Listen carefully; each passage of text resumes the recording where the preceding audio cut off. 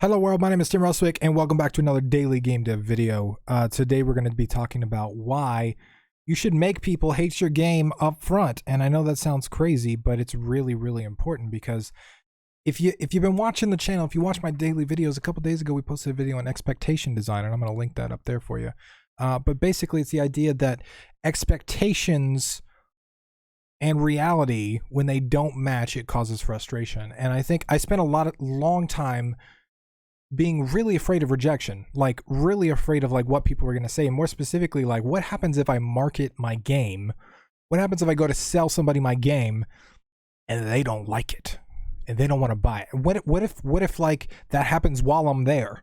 You know, like, oh shit, I'm gonna hey, you should go buy my game. I think you would like it, and then they don't, and I'm like, oh, that would make me feel bad. And what I realized, and this is something that I kind of knew from like experience in my marketing company and stuff like that, but like I didn't really get that visceral understanding. Like, you know how you can know things conceptually, but then like really learn them by going through them. One of the things I learned was that you want to make people hate your game up front. It sounds crazy, but let me explain. I made a precision platformer, right? It's a very hard, execution heavy game. Game is not for everybody, right? And by me trying to be,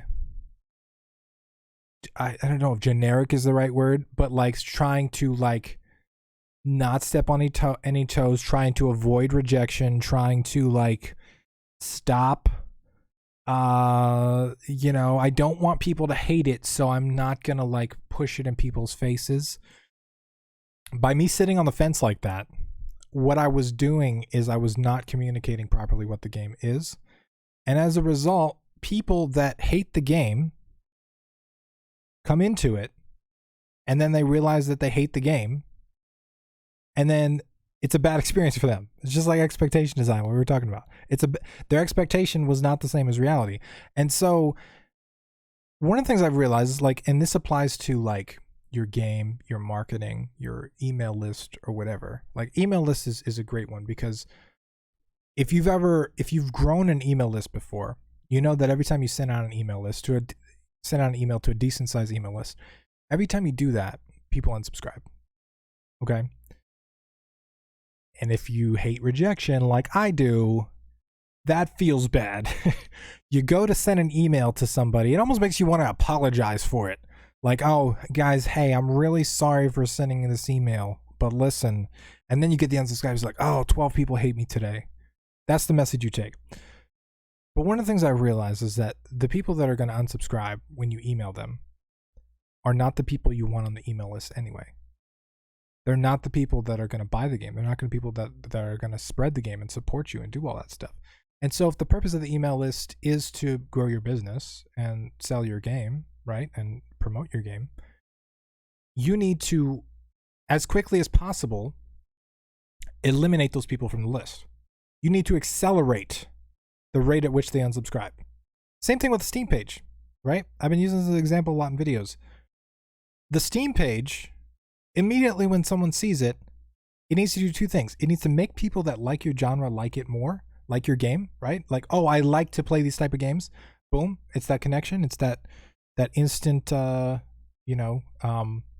understanding of what the game is and the liking. But it needs to do the opposite too.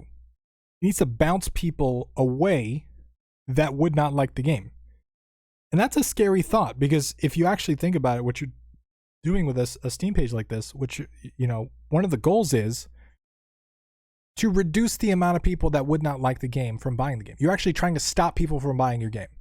You're stopping them from buying your game on purpose, because if they buy your game and they play it, they're not going to like it. And if they don't like it, they're going to leave negative reviews, and those negative reviews could hurt your algorithm. They could hurt other future sales. They could hurt a lot of things, right? And actually, if you think about yourself as an experience designer, which is what game designs are, right? It's just a giant experience. You don't want people to have a shitty experience with your thing. And a lot of people focus so much on making the thing good, but they don't focus on getting the right people in the thing, or stopping the wrong people from getting the thing, right? I made a very execution heavy game. It requires extreme precision, right? There are people, actually myself included, I fucking hate execution based games. I really do. Why did I make one? I don't know. Welcome to game dev, okay? But what it needs to do is it needs to push people away that are going to hate it. And this is one of those things that's counterintuitive, right? Because especially if you're afraid of rejection, the last thing you want to do is send somebody away. Especially if you don't get that many sales, right? Like, your sales can be so important. It can be super frustrating or like scary to like at the idea that you might want to push somebody away. But it's really, really, really important. Because I guarantee you, no matter what kind of game you make, there is a person, there is a target audience, there is a group of people that will enjoy what you've made. Okay? But part of the battle is making the thing good. But the bigger part of the battle is finding the people that resonate with the thing and stopping the people that don't from ever entering the ecosystem. That's one of the problems with a lot of trailers and a lot of Steam pages and a lot of these, people don't really think in terms of expectation design. And as a result, like, you ask them, who you're making a game for? Well, I want to make a game that everybody's going to play. Good fucking luck with that. You don't understand how different people are, okay? You got a lot to learn if that's how you think. You can never make a game that everybody would want to play, and you shouldn't try, because you're going to make the most bland, boring, crazy, ridiculous thing. Instead, you should really focus on how to create the best experience for a certain type of person. And a lot of times that person ends up being you. It's actually easier to design a good experience for yourself. That's why people say make the games that you want to play, right? Because that falls in that whole philosophy of like really designing for a target audience. And it's easier to design for yourself because you understand yourself mostly.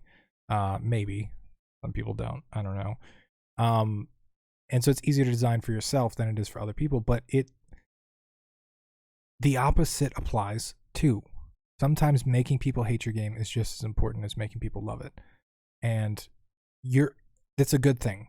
It's a good thing for you because they don't enter your ecosystem and disrupt it, right? They don't leave negative reviews. They're not unhappy. And it's a good thing for them because you're actually saving them time and frustration, right? I think Phylophobia is a perfect example because there's some people that just hate execution heavy games. There's some people that, like, realistically, with this game I made, this game is really inaccessible to a lot of people too. If there are some physical disabilities in the way that you interact with the game, like, the game's probably going to be very difficult for you to play. And granted, there's a lot of stuff that I could do as a designer to improve on that and make it a little more accessible. But rather than like hide that, which is what a lot of people do with their marketing, they try and make it look beautiful and great, and they try to hide all the little things of it, right?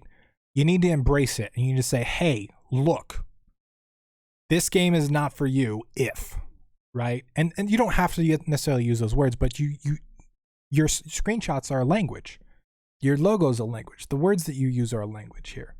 And you need to say these things, and you need to show these people up front, like, hey, this game is not for you. Like, you need to let them know, because you're going to save a whole lot of people a whole lot of heartache.